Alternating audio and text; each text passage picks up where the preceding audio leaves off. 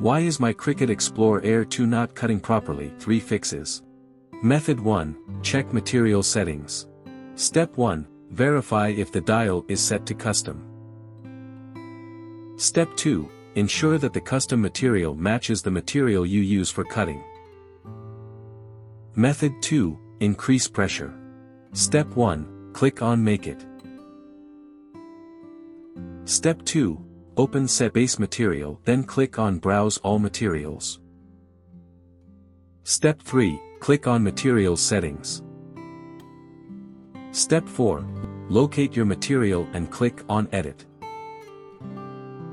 Step 5, increase the pressure for your material setting by 2 to 4, then click on Save. Method 3, clean the blade. Step 1, remove the blade from the housing. Step 2, make a ball of aluminum foil. Step 3, push the button to bring out the blade. Step 4, push the blade into the foil until it looks clean. Note, if the blade has become dull, replace it with a new Cricut brand blade.